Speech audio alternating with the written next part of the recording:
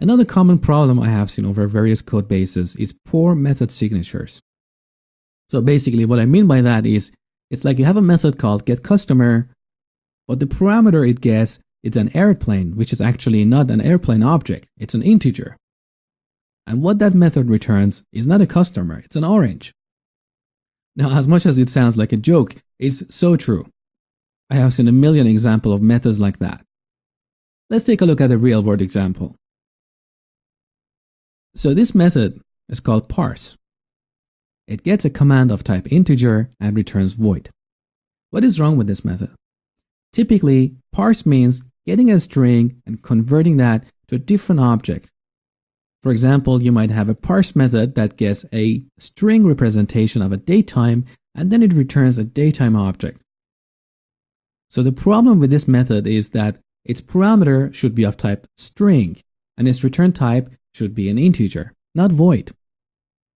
Okay, now let's jump into Visual Studio and see a more interesting example of a method with a poor signature and how to refactor that. Okay, this example is called Poor Method Signatures that you can find in the Solution Explorer under Poor Method Signatures folder. Let's take a look here. We've got this run method. In this method, we create a new user service and we use its getUser method. But take a look at how we call this method. In the first one, we send a username password and a flag of true. In the second one, we send username with null and false. What does it mean? I cannot tell without looking at the implementation of that method. And that's where we fail. There is a code smell here.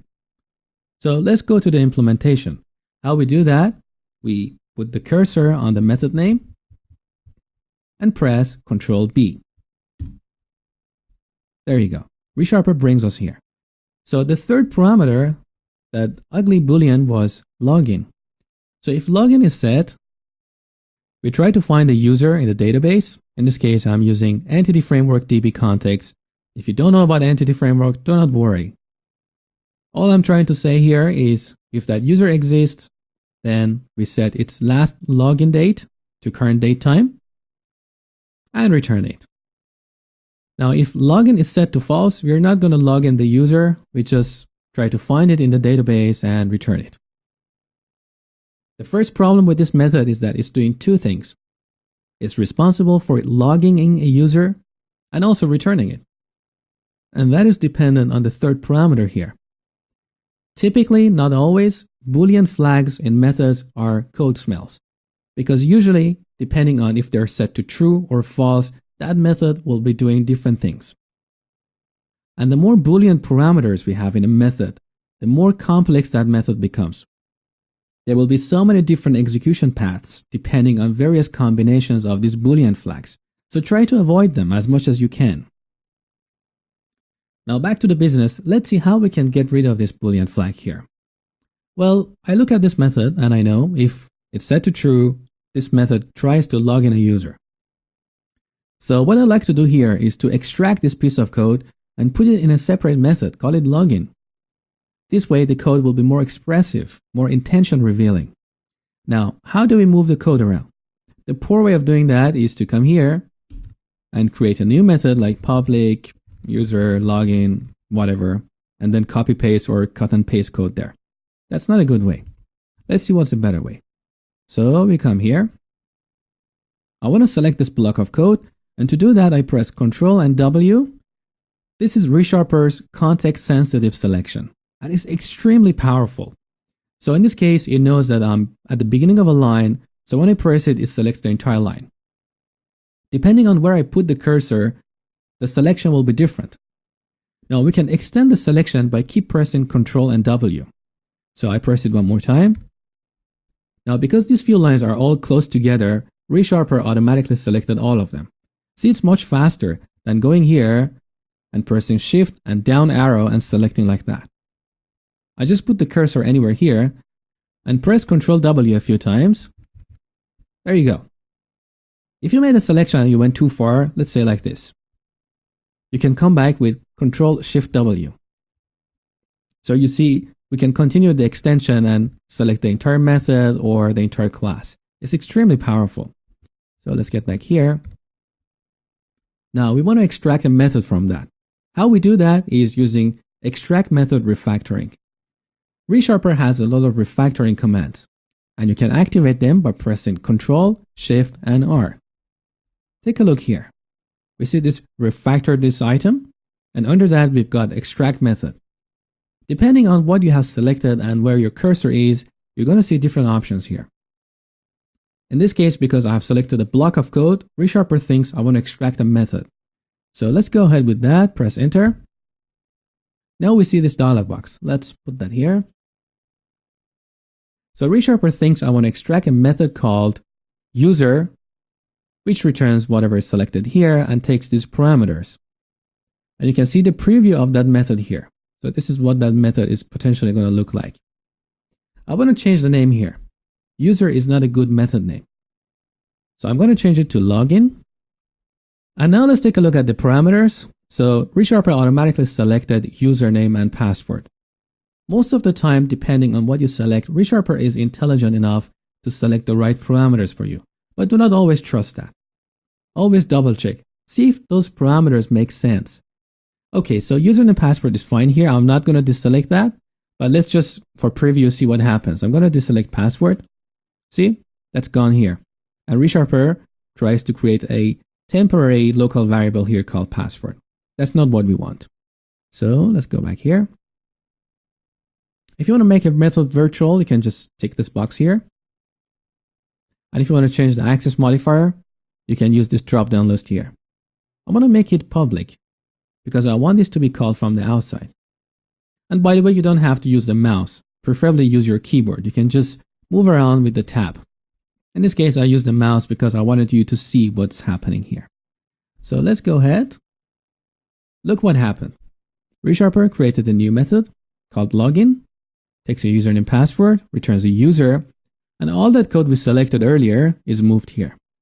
Now the original method is changed in a safe way. So if login is set to true, we're going to call that login method here. So we have not broken any functionality. We just refactored it. Okay, now let's see what's the benefit of that. So get back to our run method here.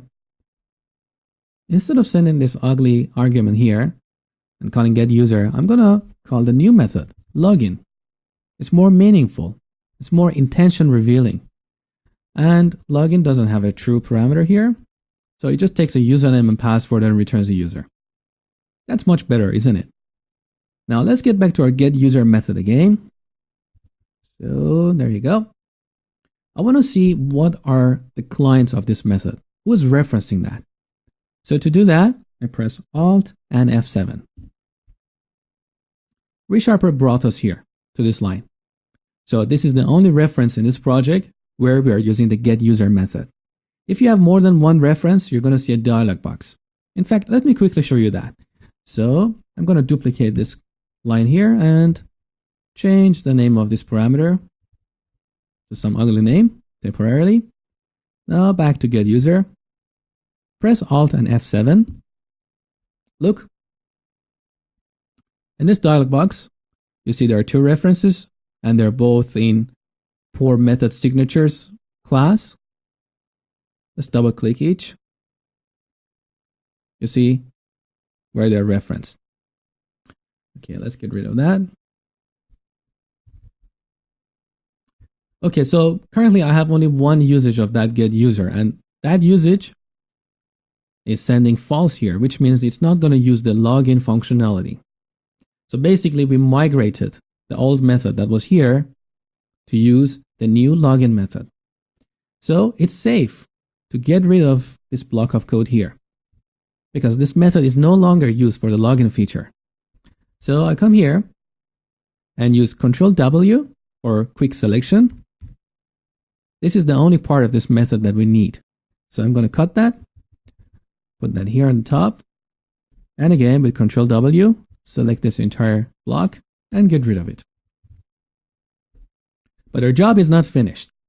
Let's take a look at this login parameter here. So I'll put the cursor here. Again, I want to see who's referencing that.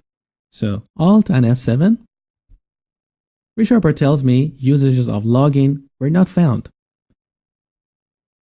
which means nowhere in this method we are using login. So we can get rid of it. How do we do that? The poor way of doing that is to go and delete it like this. Let's see what happened. Here we got a red underline because this method is setting the third parameter which no longer exists. So let's revert that. A better option is to use the safe delete. So again, I activate resharper refactoring options with Ctrl-Shift-R. And here we have a safe delete.